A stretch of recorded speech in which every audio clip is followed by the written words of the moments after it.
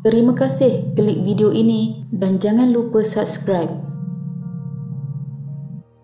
Pada 3 September 2014, jam lebih kurang 10 malam, pihak Hospital USM di Kubang Krian telah menerima seorang pesakit lelaki yang dibawa oleh seorang wanita dan seorang lelaki. Ketika dibawa ke hospital, pesakit tersebut berada dalam keadaan tidak sedarkan diri. Pihak hospital dimaklumkan yang pesakit tersebut tiba-tiba terjatuh dan tidak sedarkan diri. Apabila diperiksa oleh pegawai perubatan, pesakit tersebut didapati sudah meninggal dunia. Pesakit tersebut yang merupakan mangsa dalam kes ini, Muhammad Zamani bin Mat Yusof, berusia 38 tahun ketika kejadian. Wanita yang membawa mangsa ke hospital pula adalah isterinya Nisalma binti Saad, manakala lelaki yang menghantar mangsa pula adalah pekerja Nisalma di kedai perabot miliknya di Kampung Cica, Kota Baru, Kelantan. Nisalma memberitahu mangsa terjatuh kerana asma dan luka di dagu akibat terkena meja semasa terjatuh. Nisalma adalah merupakan suspek di dalam kes ini. Dia telah berkahwin dengan mangsa pada 25 Jun 2010 dan mempunyai seorang anak lelaki yang dilahirkan pada tahun 2011. Lalu, apa sebenarnya yang telah terjadi? Ini adalah kisahnya.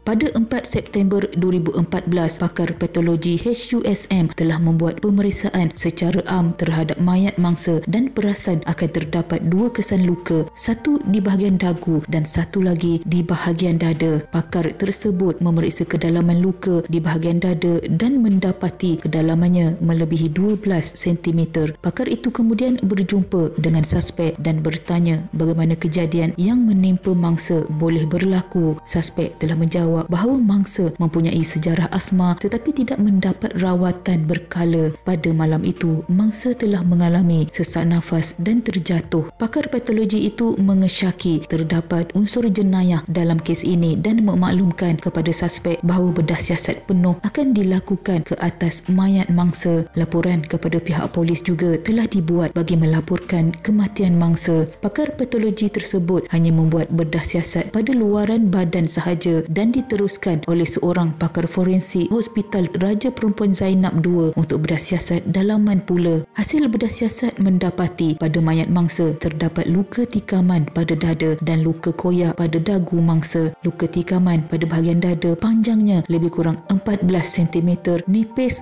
dan tirus. Sebab kematian pula adalah luka tikaman yang terkena pada jantung mangsa. Di dalam badan mangsa juga dikesan kehadiran dadah. Pihak polis tanpa membuang masa telah menemu bual isteri mangsa dan pekerjanya serta bertindak berjumpa dengan keluarga mangsa serta pembantu rumah dan pekerja di kedai perabot milik suspek.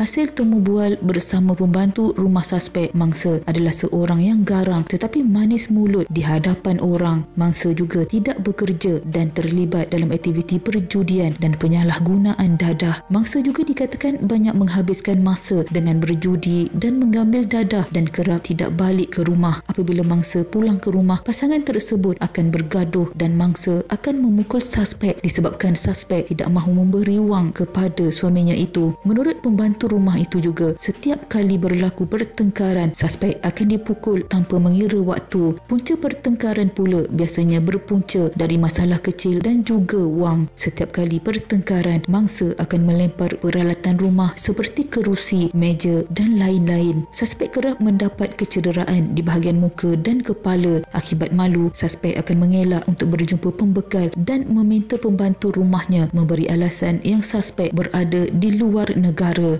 Suspek juga meminta pembantu rumahnya menjadi perantara dengan pekerja pejabat kedai perabotnya semasa tempoh itu. Suspek dikatakan telah mengingatkan pembantu rumahnya agar tidak memberitahu orang lain terutama keluarganya tentang perangai suaminya. Selain itu, mangsa juga telah mengarahkan pembantu rumahnya supaya tidak masuk campur urusan rumah tangga mereka. Biasanya, pembantu rumahnya akan menjauhkan diri semasa berlaku pertengkaran. Menurut kedua-dua pekerja kedai perabot serabut suspek. Mereka seringkali melihat suspek dan mangsa bergaduh. Mangsa dikatakan pernah melempar alat pembesar suara ke arah suspek. Selain itu, mereka juga kerap terdengar mangsa menggunakan perkataan kesat terhadap suspek. Malah mereka pernah menjumpai alatan seperti rod dan dapur tabung uji kepunyaan mangsa di dalam pejabat suspek. Mangsa banyak menghabiskan masa dengan bermain judi atas talian. Menurut salah seorang pekerja suspek, mangsa pernah memintanya mendepositkan wang ke dalam akaun bagi tujuan judi.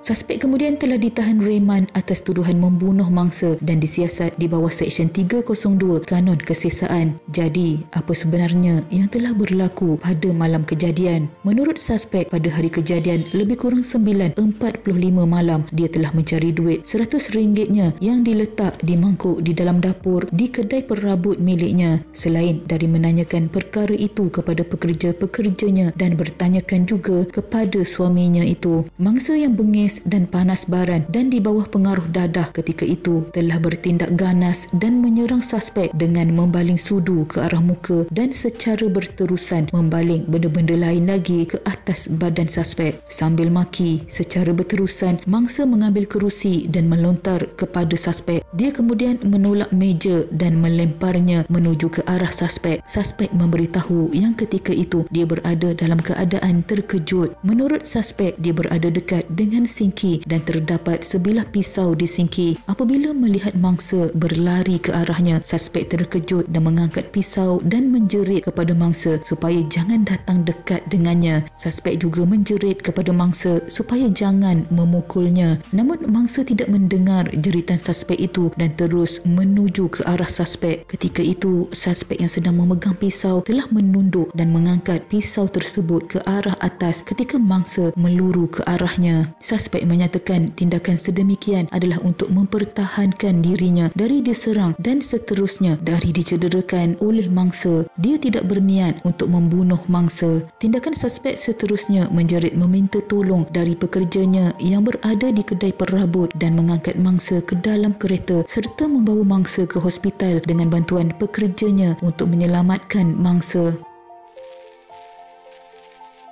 Suspek kemudian telah didakwa di mahkamah dan diarahkan oleh mahkamah untuk membela diri atas tuduhan membunuh mangsa di bawah Seksyen 302 Kanun Kesesaan. Suspek mengaku tidak bersalah, justeru satu perbicaraan telah dijalankan. Di akhir kes pembelaan, mahkamah bicara telah mendapati suspek bersalah di atas satu kesalahan lain, iaitu di bawah Seksyen 304(B) Kanun Kesesaan, iaitu sebabkan kematian tanpa niat, dan telah disabitkan bersalah. Suspek telah dijatuhkan hukuman 2 tahun penjara daripada tarikh hukum, iaitu pada 13 Februari 2017.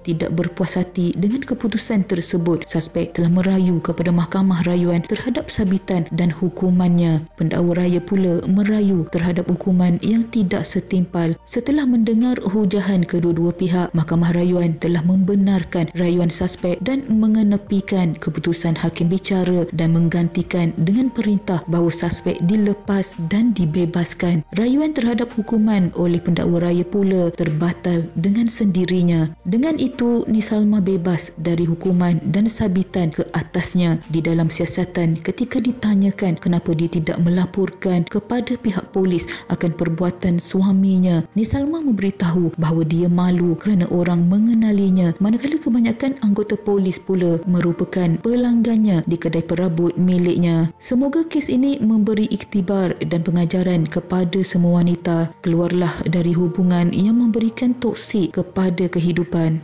Sekian.